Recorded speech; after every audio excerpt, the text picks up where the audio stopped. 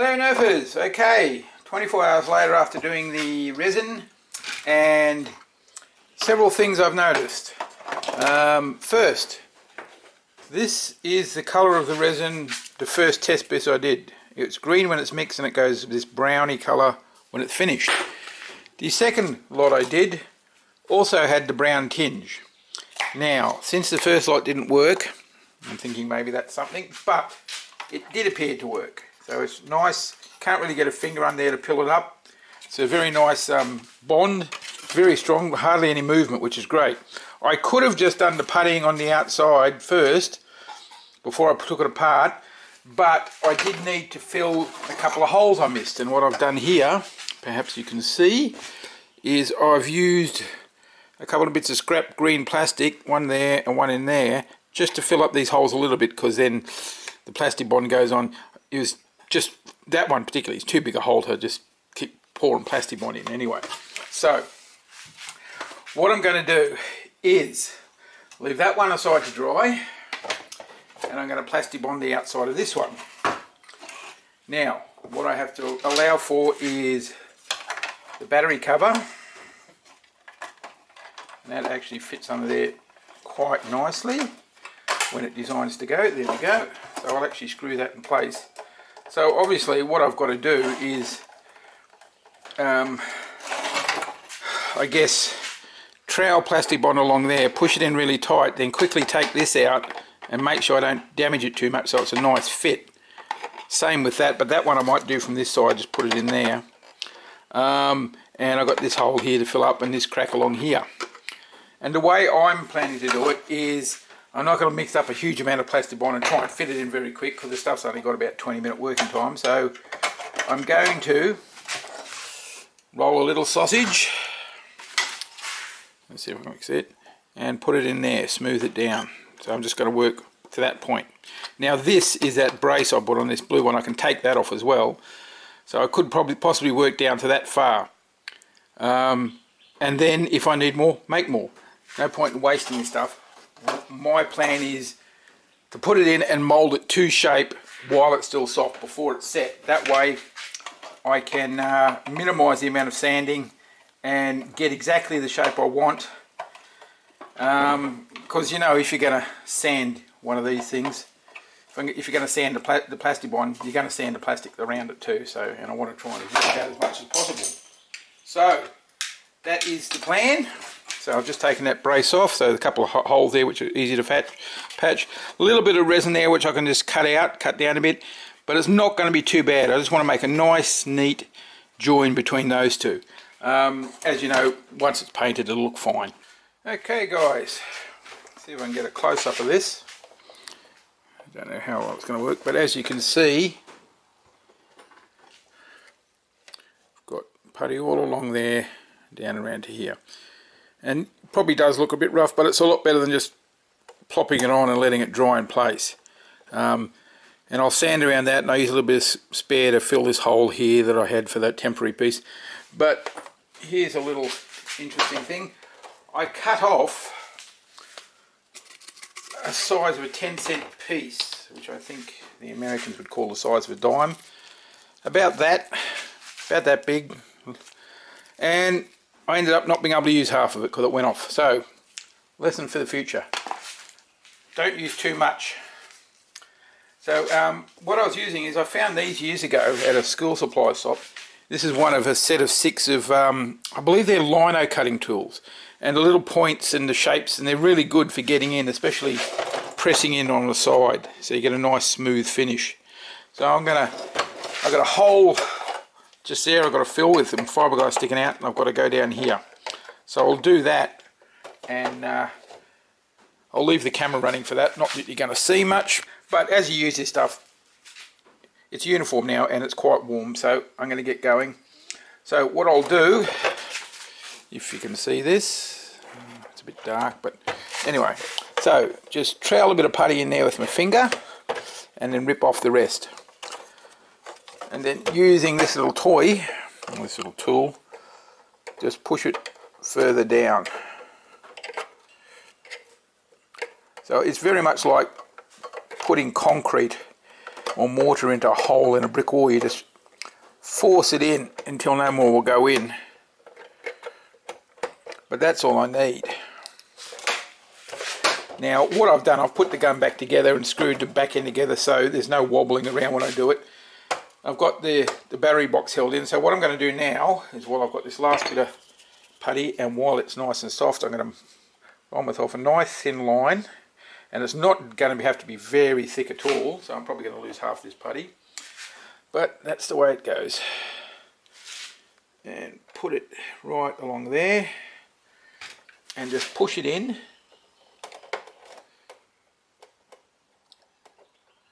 Now if I can get it to go in, there we go, you've got to do it the right way. Push down and against the hard part.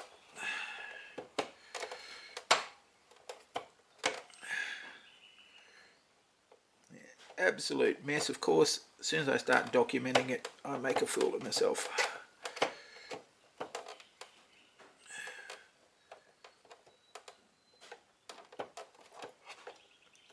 But that's pretty good. That's filled up that hole in there. What I would have done in the past is actually drill some holes on the inner surface of where the putty's going, and that way it could go through the hole and get a better purchase. But I found it's not really necessary because the putty sticks to this plastic fairly well. So what I'm doing now is just scraping off a bit of the excess, so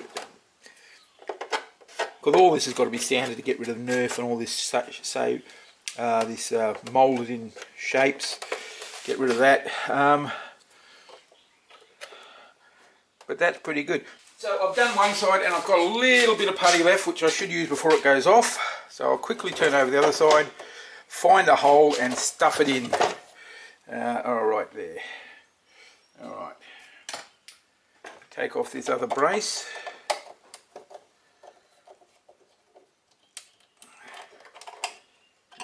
Way and stuff that in there, taking it, some of it up over the top.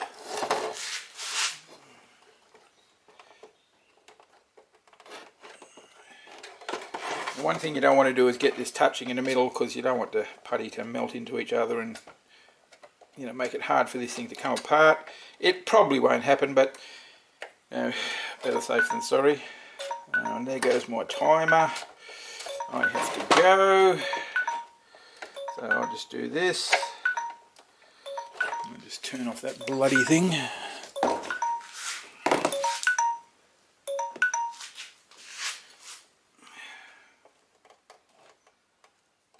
So that's going in there. Always press against a hard surface, it's not going to move. The good thing about this is this has got this shape on both sides, so the gun's sitting up off the table, so I'm not going to damage the other side I've just done. At least I don't think I am. No, I'm not. So now this bit of putty is starting to go off, so I'll trowel it in as quick as I can. And then scrape off the excess.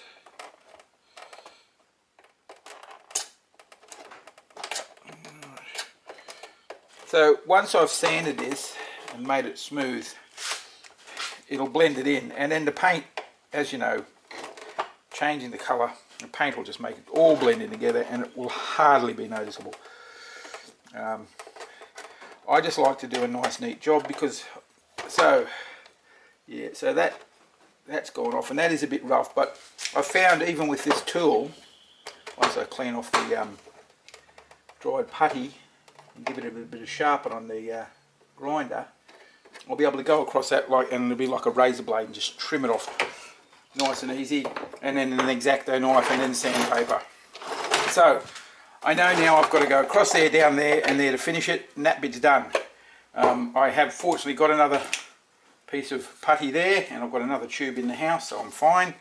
So that's it. So once that's done, it's the messy part with the Bondo across the bottom here, whatever you want to call it, the builder's bog. And I've got a problem here. This screw's got to be redone. But fortunately, the internals fit in the gun. I had to do a bit of grinding basically in this here just to let the motor fit in. and since I'm going to put two 9 volts in the battery box, they'll be well out of the way, so yeah, it shouldn't be a problem. Right, 24 hours later, guys, and as we can see, putty's dried. Not too much mess around, really easy even just to scrape some of the bigger bits off with your fingernails. But what I do is just get a piece of, in this case, worn out sanding disc and try and cut it. Maybe using the old-fashioned things called scissors will work. Look at that, it's a miracle. Just fold it over and you know the drill, just get it into the groove. And all I'm aiming for is just to smooth it off, make it look reasonably part of the gun, because when the paint goes over it'll hide a multitude of things. As you know, you have to go over all the plastic just to scuff it so the paint takes to it. I've got to take off the Nerf logos and things, but this is relatively easy, and because I've been taking care and haven't made a mess, I've got very little actual finishing to do.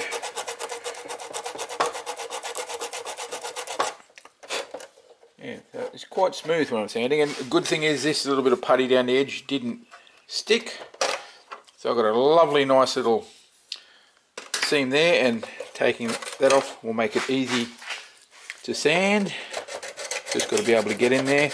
Now I'm going to modify this battery box. As you can see, it's had some pretty major chunks cut out of it, but two 9 volts will fit in there easily, and just, you know, do a little bit of jiggery pokery with the wiring so it's just clip on, and that way if I wire them right, which I can never remember what it is, parallel or whatever, the batteries will feed at the same time. Okay, now I've just noticed this is D's, and it looks like it only takes 4, not 6. Oh no, of course I don't have to worry about that. What am I thinking? This is a 6 volt gun, but the Vulcan is a 9 volt gun, because it runs 6.1.5, which is 9 volts. So yeah, that's not a problem. I mean, I knew I had it right in the first place. Yeah, so that's going to be quite easy to finish off, and we're ready to go. The only other thing before I put it back together, I've still got to do the magazine, and on the magazine, am I zoomed in? No, that's all right. What I'm going to do, just drop the barrel and didn't break it, luckily.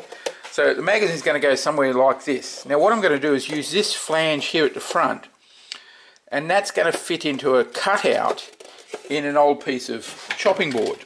I'm going to actually have like a shield on the front, because it's an entry weapon, you know, you want as much protection as possible. So it'll fit in there, so just sort of click there. So it means all I have to do is some sort of bracket at the back.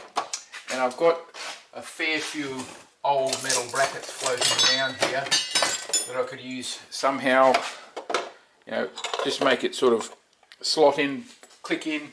I even thought of using a curtain rail holder, because it comes out and it'll have a curved piece. I could just put a bit of curtain rail there and I could just hang on it like that. So there's an idea.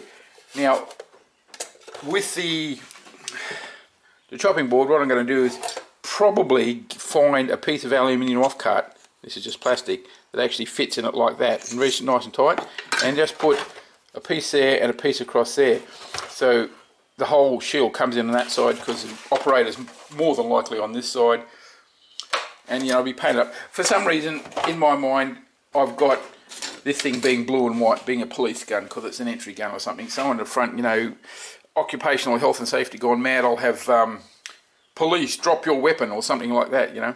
I can see a time in the future when the guns have also got a holographic projector out the front, and it's got, you know, drop your weapon, lie down on the ground, blah blah blah, you know, just so no police officer gets sued to smithereens for protecting life and limb.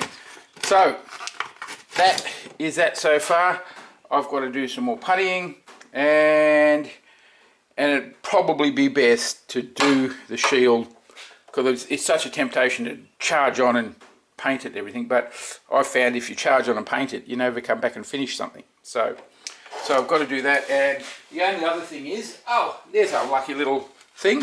Dropping this, that popped out because I was going to put this on. So I've got to work out how to put this on. And I think just a piece of pipe in there will probably work fine. And just do a little bit of jiggery pokery on that now. So, get back to you soon. Bye.